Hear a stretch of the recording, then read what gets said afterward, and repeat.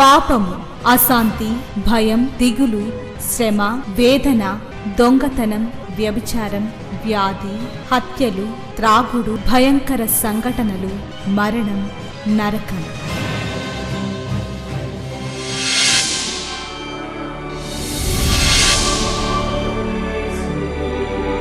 సిలువలోనే పాప క్షమాపణ, పరిశుద్ధ జీవితం, ప్రేమ, వాక్య ధ్యానము, నెమ్మది, సహవాసం, నిత్య జీవం. శాంతి సోపానాలు, ఇవి శాంతి ప్రదాత బోధలు.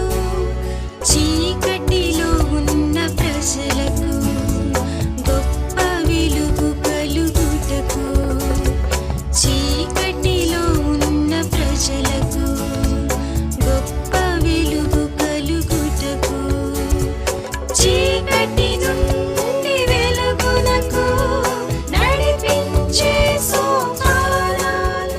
మత్తయి సువార్త 25వ అధ్యాయము 10వ వచనంలో మనం చూస్తే, వారు కొనబోవుచుండగా పెండ్లి కుమారుడు వచ్చెను, అప్పుడు సిద్ధపడి ఉన్నవారు అతనితో కూడా పెండ్లి విందుకు లోపలికి పోయి అంతటా తలుపు వేయబడెను. ఆ తరువాత తక్కిన కన్యకులు వచ్చి, అయ్యా అయ్యా మాకు తలుపు తీయమని అడుగగా, అతడు మిమ్మల్ని ఎరుగనని మీతో నిశ్చయంగా చెప్పుచున్నాను అనెను. ఇది యేసుప్రభు యొక్క రాకడ గురించిన ఉపమానంలో యేసుప్రభు వచ్చాను. బుద్ధి గల కన్యకులు, బుద్ధి లేని కన్యకులు 10 మంది బయలుదేరి. 5గురు ఎవరండి? బుద్ధి కలిగిన వారు, 5గురు బుద్ధి లేని వాళ్ళు. ఎక్కడికి వెళ్తున్నారంటే వీళ్ళు పెండ్లి కుమారుని ఎదుర్కోవడానికి బయలుదేరారు. బుద్ధి కలిగిన వాళ్ళు ఏం చేశారు? ఒకవేళ పెండ్లి కుమారుడు ఆలస్యం అవుతాడేమో అని చెప్పి తమతో పాటు తమ సిద్ధుల్లో కొంత నూనె కూడా తీసుకుని వెళ్ళారు. బుద్ధి లేని వాళ్ళు ఏం చేశారంటే, వీళ్ళు వెనకాల పోతే మనం కూడా పోతాం అనుకుని వచ్చేసారు. కానీ పెండ్లి కుమారుడు ఆలస్యం చేయగా అందరూ కునికి నిద్రించిన మాట కూడా ఉంటుంది. అక్కడ అందరూ పడుకున్నారు. అర్ధరాత్రి వేళ ఇదిగో పెండ్లి కుమారుడు, ఆయన ఎదుర్కొన్నారు, రండి అని ఒక కేక వినబడింది. వెంటనే లేచారు 10 మంది. బుద్ధి కలిగిన వాళ్ళు ఏం చేశారంటే దీవిటిని వెలిగించారు, వెలుగుతున్నాయి. వాళ్ళు వెళ్ళారు. వీళ్ళు బుద్ధి లేని వాళ్ళు ఏం చేస్తారంటే అప్పుడు తడువులు ఆడుతున్నారు. దీవిటి ఎలగడంలా, అమ్మ కొంచెం నూనె పోయిన మాకన. వాళ్ళు ఏమన్నారండి, కుదరదు, మాకే సరిపోదు, మీకు పోయాం, అమ్మే చోటుకి వెళ్ళి కొనుక్కున్నాడు. వాళ్ళు కొనబోచుండగా అన్న దగ్గర నుంచి మనం చదివాం. కొనబోచుండగా ఏమైందండి, పెండ్లి కుమారుడు వచ్చాడు, అంతటా సిద్ధపడి ఉన్నవారు ఏమేం చేశారు, వెళ్ళిపోయారు. తలుపు వేయబడింది. తర్వాత నూనె కొనుక్కున్నారు, దివిటీలు వెలిగించుకున్నారు, వచ్చారు, తలుపు కొట్టారు. అయ్యా అయ్యా ఆయన ఏమంటున్నారండి, మీరు ఎవరో నేను ఎరుగను. ఎంత తేడా వాళ్ళకి? లోపల వాళ్ళు ఉన్నారు, బయట వాళ్ళు ఉన్నారు, మధ్యలో తలుపు ఉంది అంతే. అలాంటి రోజు ఒకటి ఉంది మనకు అనేది గ్రహింపు కావాలి. ఏంటి తేడా అండి? సిద్ధపడడం, సిద్ధపాటు లేకపోవడం, అంతే కదా. సిద్ధపడిన వారు ఏమైపోయారు, ఒక్క క్షణంలో వెళ్ళిపోయారు. సిద్ధపాటు లేని వాళ్ళు ఏమైపోయారు, మిగిలిపోయారు. ఎంతమంది మనం అలా సిద్ధపడం? మనం చూడండి, అన్నిటికీ సిద్ధపడతాం కదా. ఇవాళ గుడికి రావడానికి కూడా మీరు సిద్ధపడ్డారా లేదా? చెప్పండి. సిద్ధపడకపోతే మీరు రాలేరు కదా. సిద్ధపడ్డారా లేదా? ఏ డ్రెస్ వేసుకోవాలో కూడా సిద్ధపడ్డారా లేదా? కానీ పోయిన వారం దాకా రాకూడదు, 2-3 నెలల వరకు పెట్టాలి మళ్ళీ లైన్ కదా. అంత శ్రద్ధ ఆ డ్రెస్ దగ్గర మీరు చూపిస్తారే, అంత టైం అక్కడ వాడతారే. కానీ ఈరోజు ఆఖరి దినం అయితే నేను వెళ్తున్నానా ఆయన దగ్గరికి, లేకపోతే ఆయన వచ్చేస్తే నేను సంధించగలనా, ఆ భయము, ఆ మెలకువ, ఆ జ్ఞానంతో మనం బతుకుతున్నాం. ఆలోచిద్దాం. అన్నిటికీ సిద్ధపడతాం మనం, కానీ దేనికి సిద్ధపడం? మన మరణానికి సిద్ధపడం, ఆయన రాకకి సిద్ధపడం. మనకు ఒకవేళ పని ఉందనుకోండి, ప్రభు ఈరోజు రామాక రేపే రావడం కూడా చెప్పేస్తాం. అలాంటి భక్తి మంది. మనకేం బాగాలేదనుకోండి, కష్టాలు ఎక్కువ, బాబు వచ్చిన ఆయన ఎంతకాలం ఇక్కడ ఇంకొచ్చేస్తాడు నీ బాధల కోసం. అది జరగదు. ఆయన చెప్పాడు, నేను ఎప్పుడు వస్తానో మీకు తెలియదు, గనుక మీరేం చేయాలి, మెలకువగా ఉండి జాగ్రత్తగా ఉండండి అన్న. కనుక ప్రభు రాక దినము కొరకును కూర్చిన జాగ్రత్త వహించవలసిన బాధ్యత అంటే ప్రతిరోజు కూడా, ఒకవేళ ఈరోజే నా జీవితం ఈ భూమి మీద ఆఖరి దినం, లేక ఈరోజే ప్రభు తిరిగి వస్తారు అనేటటువంటి ఒక భక్తి జీవితంలో మనం బ్రతకడానికి ఏమన్నమాట అండి, అలవాటు పడాలి. కానీ మనం అంటే వచ్చే వారం, వచ్చే నెల, వచ్చే సంవత్సరం కూడా అంటాం. అరే అసలు ఉంటామో లేదు ఎవరికి తెలియదు. అంటే దాని అర్థం ఏంటంటే ఆ రాక గురించినటువంటి ఆలోచన తలంపులు మనలో లేవన్నమాట. ముందు ఇది అవ్వాలి. కానీ ఇక్కడ ఏమంటున్నాడు, ఆయన దినము కొరకు మనం ఏం చేయాలి, సిద్ధపడిన వాళ్ళు ఏమయ్యారండి, వెళ్ళిపోయారు. ఎంతసేపు? క్షణం. సిద్ధపడని వారు ఏమైపోయారు, విడిచిపెట్టబడ్డారు. ఎంత ప్రమాదం చూడండి. కనుక 3 విషయాలు కదా. మొట్టమొదటిది ఏంటి, టైం. సమయం అంటే అర్థం కాదు చాలా. టైం అంటే టక్కుమని అర్థమైపోద్ది కదా. ఎలా పాటిస్తున్నావు, ఈ రోజు కూడా నువ్వు ఎలా పాటించావు? 9:30ని 9:30గానే చేసావా, లేదా 9:30 10:30 చేసుకున్నావా? నీ ఇష్టం. టైం ఫస్ట్ది. రెండోది ప్రార్థన. దేని కొరకు చేస్తున్నావు, ఎందుకు చేస్తున్నావు, ఎంతసేపు చేస్తున్నావు, గమనిస్తున్నావా? లేకపోతే గానుగెద్దులాగా అక్కడే తిరుగుతూ ఉన్నావా, మన ఇంటి చుట్టే తిరుగుతున్నావా? మూడవది, నేను వెళ్ళిపోతాను లేకపోతే ఆయన వస్తాడు, ఏది ముందు జరిగినా ఆ రోజు కోసం సిద్ధపడుతున్నావా? సిద్ధపడని వారు ఎంతసేపు పట్టిందండి, కొన్ని సెకండ్లు. వాళ్ళు నూనె వేసుకున్న కనుక తలుపు వేయబడింది, లోపలికి వెళ్ళడానికి అవకాశం లేదు అసలు. ఇంకా పైగా భయంకరమైన జవాబు, మీరు ఎవరో నేను ఎదురుకుంటున్నాడు. చూడండి, వచ్చింది ఎవరి కోసం అండి? పెళ్లి కుమార్ని ఎదుర్కోవడానికి వచ్చింది బ్యాచ్ ఇది. బుద్ధి లేకపోయినా, నూనె లేకపోయినా వచ్చింది దేనికి? పెళ్లి కుమార్ని ఎదుర్కోవడానికే. కానీ ఆయన ఏమంటున్నాడు, పెళ్లి కుమారుడు మీరెవరో నేను ఎరగను అంటే ఆయనకి వీళ్ళకి సంబంధం లేదన్నమాట కదా. అలాంటి భక్తి, అలాంటి జీవితం జీవించారు. కారణం ఏంటంటే ఆయన వస్తాడు, నన్ను తీసుకెళ్తాడు, లేకపోతే నన్ను పిలుస్తాడు, నేను వెళ్తాను అనేటువంటి నిశ్చయితగా ఉన్న భక్తి చేయకపోవడం అన్నమాట. అందుకని అజ్ఞానుల వల్లే కాక ఏమన్నాడు, జ్ఞానం కలిగిన వారిగా బ్రతకడానికి మనం నేర్చుకోవాలి. రెండవది ఏమన్నాడండి, రెండవ జాగ్రత్త ఏంటి, విశ్వాసమునందు నిలకడగా ఉండండి అన్నాడు. నిలకడ అంటే ఏంటి? నేను నిలబడ్డాను, ఇప్పుడు తినగా నిలబడాలి, అంతేగాని నేను ఎలా వంగి అలా వంగుతున్నాను అనుకోండి, మీకు అర్థం అవుతుంది ఏదో వచ్చిందిరా బాబు తేడా అని. చాలామంది విశ్వాసం ఎలా ఉంటుందండి, పడుతూ లేస్తున్నట్లుగా ఉంటుంది, అంటే నిలకడ లేనిదన్నమాట. కానీ మన విశ్వాసం ముందు మనం ఎలా ఉండాలంటున్నాడు, నిలకడగా ఉండాలి అన్నాడు. దానికి పాత నిబంధనలో ఒక వ్యక్తిని మనం జ్ఞాపకం చేస్తుంటే, విశ్వాసులకు తండ్రి అని పిలువన అబ్రహాం. రోమేనికి రాస్తూ పౌలు భక్తుడు చక్కగా రాశాడు ఆ మాటలు. చదువుదాం చూడండి, రోమాపత్రిక 4వ అధ్యాయము 19వ వచనం నుండి చదువుదాం. రోమాపత్రిక 4:19 వచనం నుండి. మరియు అతడు విశ్వాసమందు బలహీనుడు కాక రమారమి 100 వయసు గలవాడై ఉండి, అప్పటికి తన శరీరము మృతతుల్యమైనట్టును సారా గర్భమును మృతతుల్యమైనట్టును ఆలోచించను గాని అవిశ్వాసం వలన దేవుని వాగ్దానమును గురించి సందేహింపక దేవుని మహిమపరిచి ఆయన వాగ్దానం చేసిన దాన్ని నెరవేర్చుటకు సమర్థుడని రూఢిగా విశ్వసించి విశ్వాసం వలన బలము పొందెను. హల్లెలూయా. ఒకరోజు దేవుడు అబ్రహాం దగ్గరికి వచ్చాడు. అబ్రహాము, నేను నీకు సంతానాన్ని ఇస్తున్నాను అన్నాడు. ఇసుకు రేణువుల వల్ల నేను ఏం చేస్తాను, ఆకాశ నక్షత్రం వల్ల ఏం చేయబోతున్నాను, ఆశీర్వదించబోతున్నాను అన్నాడు. అబ్రహాం ఆ మాట ఏం చేశాడండి, నమ్మాడు. ఎన్ని సంవత్సరాలు పట్టింది? 25 ఏళ్ళు. 75 సంవత్సరాల వయసులో చెప్పిన మాట అబ్రహాంకి 100 ఏళ్ళు వచ్చే వరకు నెరవేర్చాడు. అంటే దేవుడికి 25 ఏళ్ళు కావాలా చెప్పండి? దేవుడికి 25 ఏళ్ళు కావాలా ఒక బిడ్డని ఇవ్వడానికి? అవసరం లేదు. 25 సెకండ్లు కూడా అక్కర్లేదు, ఒక్క క్షణంలో కలుగును కాకుండా అవుతుంది కదా.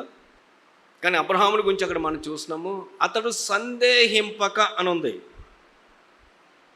అంటే జరగదు అనే పరిస్థితుల మధ్య ఏమంటున్నాడండి, సందేహించలేదంట. కారణం ఏంటంటే వాగ్దానం చేసినవాడు నమ్మదగినవాడు అని నమ్మి ఆయన మహిమపరిచి, అవిశ్వాసం వల్ల బలహీనుడు కాక విశ్వాసం వలన బలము పొందెను. హల్లెలూయా. అంటే అబ్రహాము విశ్వాస జీవితంలోనికి అవిశ్వాసం అనేది రాకుండా ఏం చేసినమాట అండి, జాగ్రత్త పడ్డాడు. 100 ఏళ్ళు అయిపోయినా మనకి ఇక్కడ ఏదో చెప్పాడు ఇంకో దేవుడు, ఇప్పుడు నీకు ఇస్తున్నానండి, ఆ మెట్టి దిగేటప్పుడే అక్కడ ఉండాలి ఆటోతో పాటు రెడీగా. లేకపోతే దేవుడు చెప్పాడే దయ్యం చెప్పిందా, ఇంకా అనుమానాలు వస్తాయి. కానీ అబ్రహాంకి ఏంటండి 25 ఏళ్ళు అయినా కూడా ఏమవ్వలేదంటండి, సందేహం అనేది రాలేదంట. ఎందుకంట చెప్పినోడు ఎవరు, దేవుడు. దేవుడు చెప్తే ఏం చేస్తాడు, చేస్తాడు. నువ్వు చెప్తే, నేను చెప్తే అలాగ అన్నానా నేను, ఏంటో జ్ఞాపకం లేదు, ఆడ బుర్ర మన బుర్ర కొట్టుకోవాలి అంతే. అది మన పరిస్థితి. కానీ చెప్పినాడు ఎవరండి?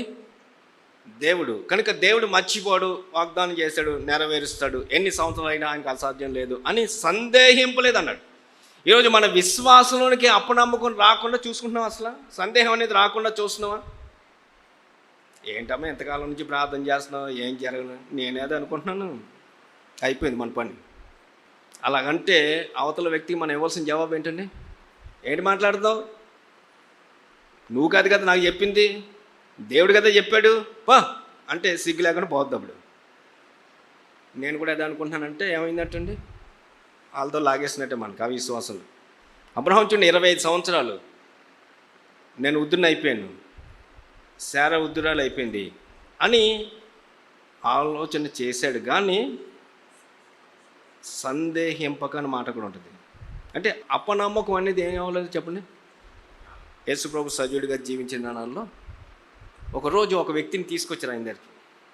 తెచ్చి అన్నారు, ప్రభా నీ శిష్యుల దగ్గర తెచ్చాను, వాళ్ళ చేత కాలేదు, నీ వలన అయినా అని, అంటే నీకైనా చేత అవుతే కొంచెం సహాయం చేసి పెట్టు అన్నట్టుగా మాట్లాడుతున్నాడు. ప్రభు ఏమన్నారండి? నీవు నమ్మినట్లయితే నమ్ము, ప్రతివానికి సమస్తం సాధ్యం అన్నారు. వాడు ఏమన్నాడు? ఏంటి మాట్లాడుతున్నావు, నమ్మే కదా వచ్చాను అని దబాయించలా. మనమైతే అలాగే అంటాం. అపనమ్మకం కలగకుండా ప్రభు అన్న అంటే అప్పుడు ఎలా ఉన్నాడు? అపనమ్మకం. ఎందుకంటే ఒకసారి ప్రార్థన అయిపోయింది, అవ్వలేదు, రెండోసారి ప్రార్థన చేస్తే అవుతుందా? చెప్పండి మీరు. ఒకసారి ప్రార్థన చేస్తారు అవ్వలేదు, రెండోసారి ప్రార్థన చేస్తే అవుతుందా? అవదు అంటది మన హృదయం. కానీ అలాగ యథార్థత ఒప్పుకున్నాడు కదండి. ప్రభు నేను అపనమ్మకంగా ఉన్నాను అన్నాడు. నాకు అపనమ్మకం కలగకుండా ఏం చేయమన్నాడు? నీవే సహాయం చేయన్నాడు. అంటే తన అవిశ్వాసం ఏమన్నాడండి? ఒప్పుకున్నాడు. దేవుని వాక్యం ఉంటుంది, సులువుగా చిక్కులు పెట్టే పాపం ఏంటంటే అవిశ్వాసం అన్నమాట, అంతే. నమ్మకపోవడమే పాపం. అలాంటి విశ్వాసం ఎంతమందికి ఉంటుంది? ఇక్కడ చాలామందికి ఉంటుంది అవిశ్వాసం కదా. జరిగేది కూడా జరగదనేది చెప్పేవాళ్ళు ఉన్నాం. కానీ అబ్రహాం జీవితంలో మనం చూస్తున్నాం, 25 సంవత్సరాలు అయిపోయింది, కానీ చెప్పినవాడు దేవుడు కాబట్టి సందేహం అనేది రాలేదంట.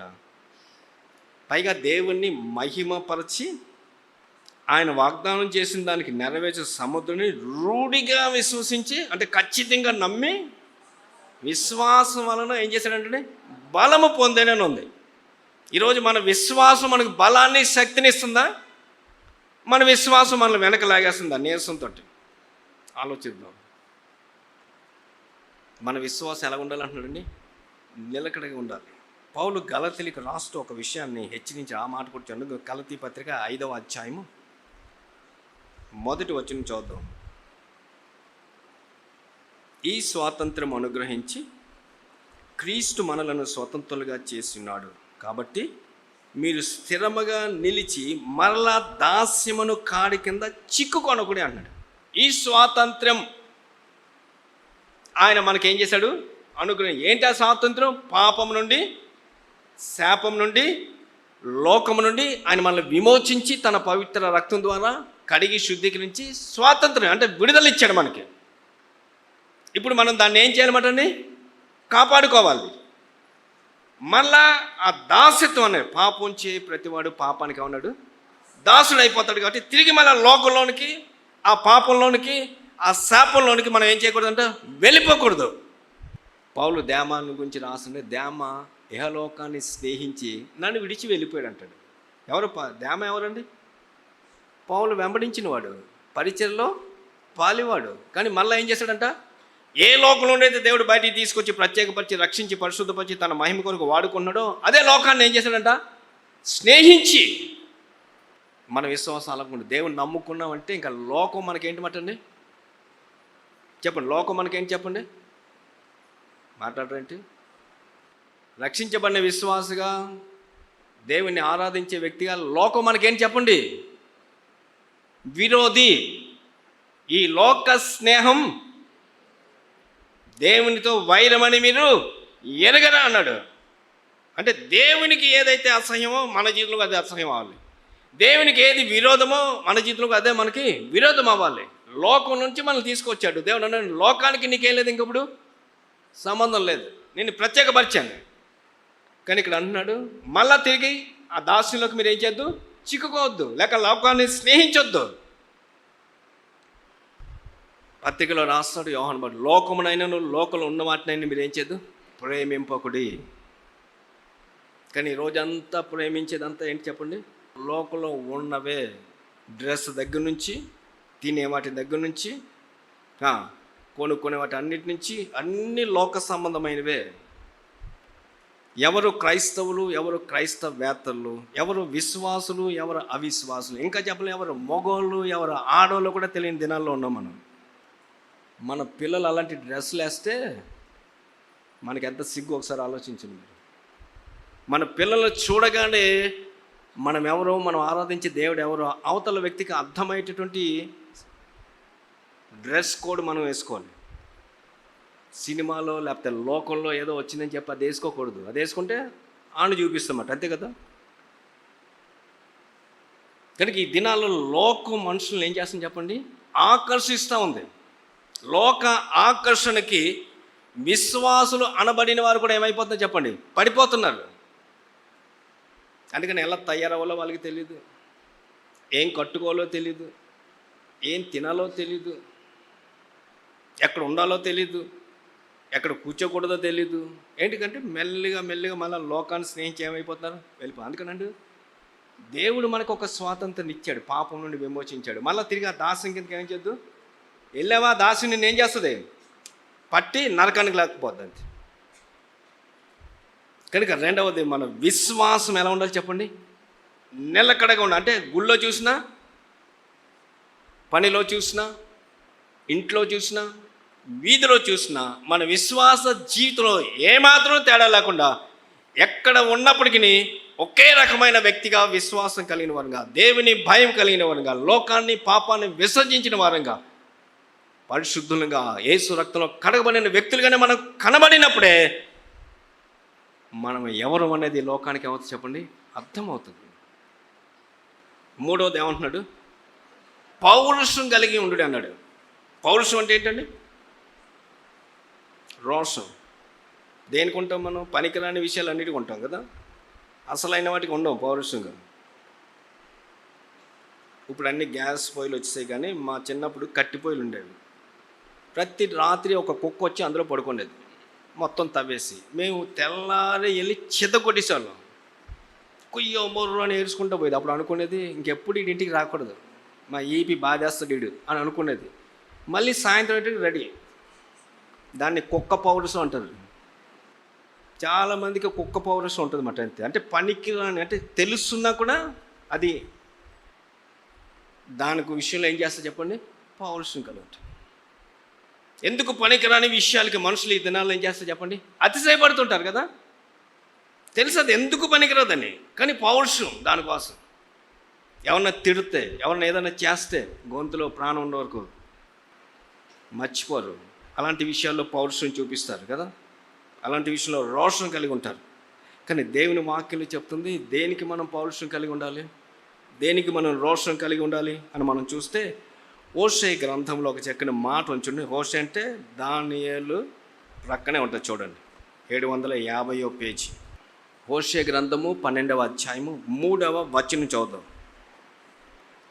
తల్లి గర్భమందు యాకోబు తన సహోదరుని మడిమను పట్టుకొనెను, మగసిరి గలవాడే అతడు దేవునితో పోరాడెను, అతడు దూతతో పోరాడి జయమొందెను, అతడు కన్నీరు విడిచి అతని బతిమాలను, బేతేల్లో ఆయన అతనికి ప్రత్యక్షమాయెను, అక్కడ ఆయన మనతో మాట్లాడాను. ఎవరి గురించి రాయబడిన మాటలు ఇవి, యాకోబుని గురించి. యాకోబు తల్లి అయినా ఎవరు, యాకోబు తల్లి ఎవరు చెప్పండి. ఏశావు యాకోబు తల్లి ఎవరు, రెబక్క. కవల పిల్లలు ఉన్నారు లోపల ఇద్దరు. ఈ ఏశావు పెద్దోడు, యాకోబు చిన్నోడు. ఆడు లోపల ఉండి కూడా ఏం చేస్తుండటండి, ఆ ఏశావు రాకుండా ఆడు కాలు పట్టుకుంటున్నాడంట. కానీ దేవుడు ఏశావుని జ్యేష్ఠుడిగా చేశాడు, యాకోబుని కనిష్ఠుడిగా చేశాడు. ఏశావును ద్వేషించాను, యాకోబును ప్రేమించను. వాగ్దానం కూడా ఉంది, కానీ అక్కడ నుండే ప్రారంభిస్తున్నాడు మోసం. కానీ కుదరలేదు, ఏశావే వచ్చాడు ముందు. వచ్చిన తర్వాత ఏం చేశాడు? అన్నను మోసం చేశాడు, ఏదో ఒక విధంగా జాగ్రత్తను సంపాదించాడు, పారిపోయాడు, మామ దగ్గరికి వెళ్ళాడు, మామను మోసం చేసి ఆస్తిపాస్తులు సంపాదించాడు, అన్నీ తీసుకుని వస్తున్నాడు. ఎబ్బోకరేవు దగ్గరికి వచ్చేప్పటికి ఒక మాట వినబండి, మీ అన్న 450 మందిని తీసుకుని వస్తున్నాడు రా అన్నాడు. ఏమైపోయిందండి? ఎక్కడ లేని భయం వచ్చింది, ఎందుకంటే చంపేస్తాడు. అప్పుడు ఈ ఆస్తిని, పిల్లల్ని, అన్నిటినీ ఎబ్బోకరేవు ఏం చేశాడని దాటించాడు. ఒక్కడు మిగిలిన ఉంటుంది. ఒక నరునితో తెల్లవారుకు పెనుగులాడేనని ఉంటుంది. ఎవరితోటి? దేవుని పట్టుకున్నాడు, అంటున్నాడు, నీవు నన్ను ఆశీర్వదిస్తే కానీ నేను నిన్ను వదలను అన్నాడు. దేవుడు ఏమన్నాడు? తెల్లారిపోతుంది, నన్ను చూస్తే చచ్చిపోతే వదిలేరు అంటే వదలంటున్నాడు. ఏ ఆశీర్వాదం అంటే అతను ఏది ఆశీర్వాదం కూడా సంపాదించుకోవడానికి అన్ని సంవత్సరాలు వ్యర్థం చేసుకున్నాడు. అతనికి అర్థమైంది ఏది ఆశీర్వాదం కూడా అదే ఈరోజు ఒక శాపంగా తన ప్రాణాన్ని తీసడానికి కారణం అయిపోయింది అని అర్థమైపోయింది. అందుకని అవన్నీ పంపించాడు, ఒక్కడు మిగిలాడు, దేవునితో పోరాడుతున్నాడు.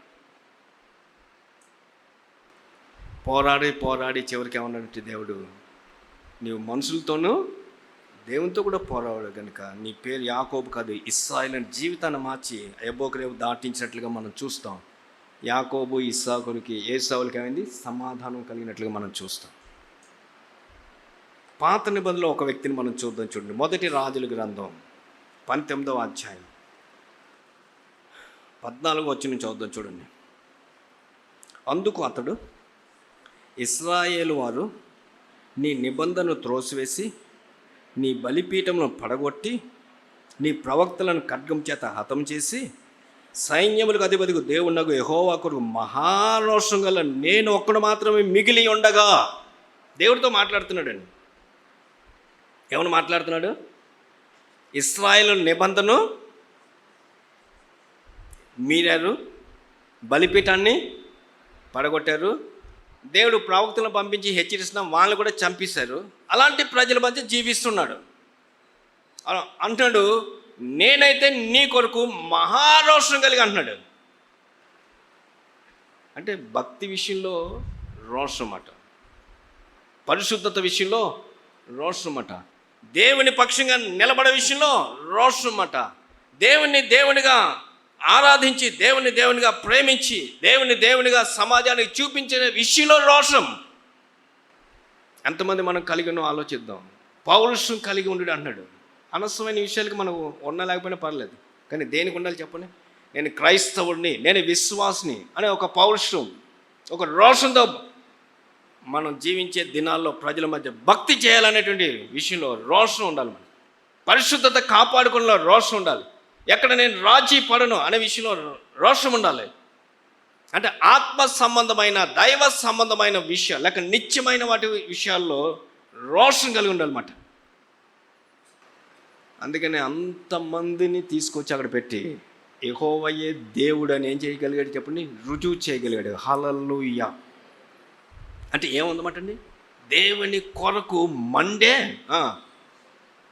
విశ్వాసం అట, అది రోషం అట. ఇక్కడ కూర్చున్న మనకి ఎంతమందికి ఆత్మ సంబంధ విషయం, రక్షణ విషయంలో, పరిశుద్ధత విషయంలో, నీతి విషయంలో, యథార్థత విషయంలో రోషంతో బతుకుతున్నాం ఆలోచించండి. లేకపోతే రాజీ పడుతున్నావా? ఒక మాట చెప్తే, ఒక సంతకం పెడితే నీకు ఇది వస్తుందంటే పెట్టేయడం, ఎక్కడ పెట్టాలి? పదాన్ని పెడతాను అంటున్నావా?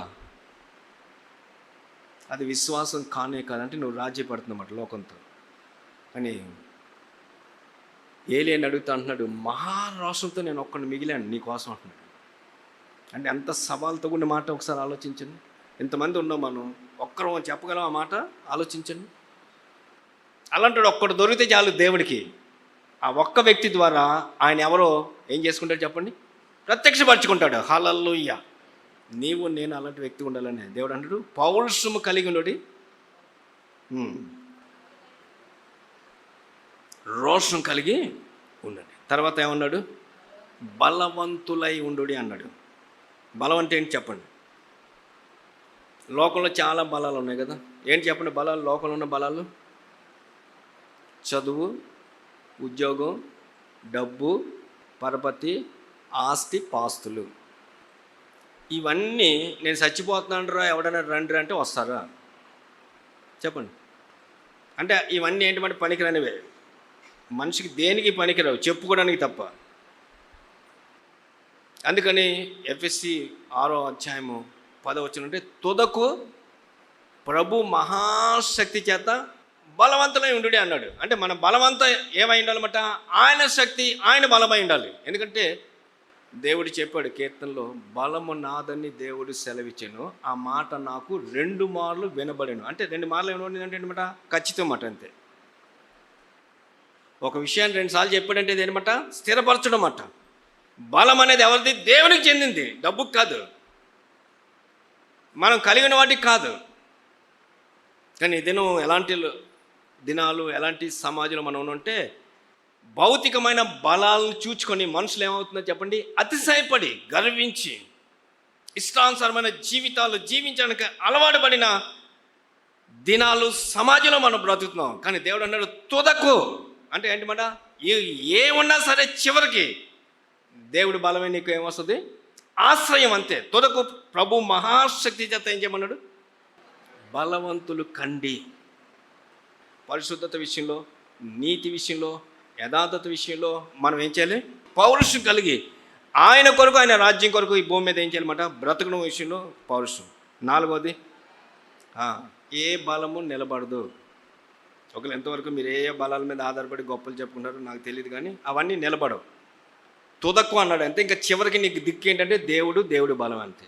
దాన్ని నువ్వు ఆశ్రయించగలిగితేనే నీవు ప్రతి పోరాటాన్ని ఎదుర్కోగలిగిన కవచాన్ని ఆయన నీకు ఇచ్చి ఆయన రాక కొరకు నేను ఏం చేస్తాడు?